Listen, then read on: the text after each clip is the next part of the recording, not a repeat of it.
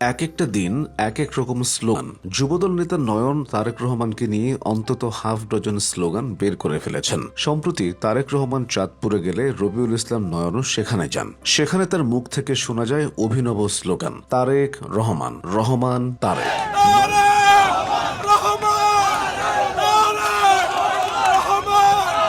নয়নের স্লোগান নিয়ে সমালোচনাও আছে। মিথ্যা বলে নেশা খায়, পীর সাহেব চরমোনায়, এই স্লোগানের জন্মদাতাও যুবদল নেতা নয়ন।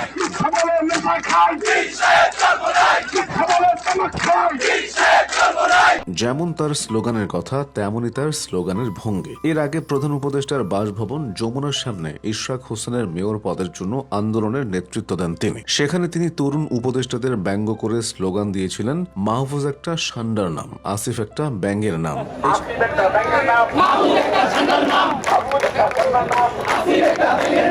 এছাড়া নিজের এক ফেসবুক পোস্টে নয়ন লিখেছেন, নাহিদ, সার্জিস, হাসনাত সব শালাই চাঁদাবাজ। নয়ন মূলত ঢাকা মহানগর দক্ষিণ যুবদলের সদস্য সচিব। সামাজিক যোগাযোগ মাধ্যমে জামায়াত শিবির, চরমোনাই ও এনসিপি সহ সব দলের বিরুদ্ধে তাকে সরব দেখা যায়। এনসিপিকে তিনি কিংস পার্টি বলতেন, জামায়াতকে রাজাকার বলে পাকিস্তানে পাঠাতে চান। রবিউল ইসলাম নয়ন আওয়ামী লীগ পতনের পরপরই বেপরোয়া হয়ে ওঠেন। তার বিরুদ্ধে দখল ও চাঁদাবাজির নানান অভিযোগের পর ইসলামী ব্যাংক দখলেরও অভিযোগ ওঠে। অভিযোগ উঠেছিল এসালম গ্রুপের হয়ে মোটা টাকার বিনিময়ে নয়ন ও তার অনুসারীরা এই ব্যাংক দখলে ভাড়াটে হিসেবে কাজ করেছে। ব্যাংক দখলে নয়ন আগ্নেয়াস্ত্র ব্যবহার করেন, তার ছোড়া গুলিতে 6 ব্যাংক কর্মকর্তা আহত হয়। এর আগে নয়নের বিরুদ্ধে বেসরকারি টেলিভিশন সময় টিভি দখল চেষ্টার অভিযোগ উঠেছিল। সংবাদ মাধ্যম সূত্রে জানা যায়, টিভির মালিকানা নিয়ে ঝামেলা থাকায় একটি পক্ষকে সমর্থন জানিয়ে মোটা অঙ্কের টাকা নেন নয়ন। এভাবে প্রত্যন্ত অঞ্চলের এক নিম্ন মধ্যবিত্ত পরিবারের সন্তান হয়েও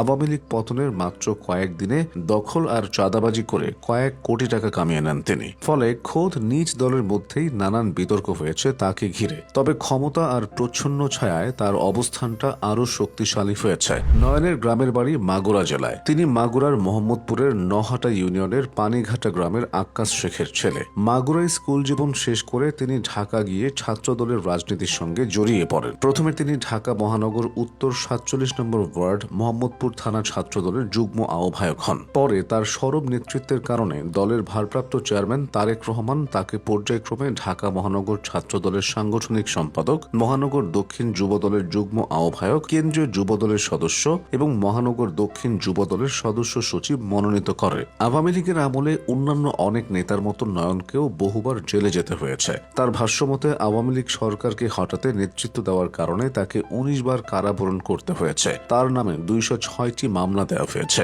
2016 সালে মগবাজার মোড় থেকে পুলিশ তাকে ধরে নিয়ে 5 রাউন্ড করে এবং মানবিক করে ঢাকা মেডিকেলে ফেলে রেখেছিল। পরে নয়নকে উদ্ধার করে হাসপাতালে ভর্তি করা হয়। একটু সুস্থ হওয়ার পর পুলিশ আবার তাকে গ্রেফতার করে এবং বিভিন্ন মেয়াদে রিমান্ডে নিয়ে শারীরিক, মানসিক করে। অতীতে বহু প্রতিকূলতার মধ্য দিয়ে যাওয়া সে নয়ন এখন নিজেই যেন অন্যদের জন্য প্রতিকূল হয়ে উঠছেন। রবিউল ইসলাম নয়ন ঢাকা মহানগর দক্ষিণ যুব দলের সদস্য সচিব হন 2023 সালের আগস্টে। 2024 সালের 5 আগস্টের পর সবকিছু বদলে যেতে থাকে।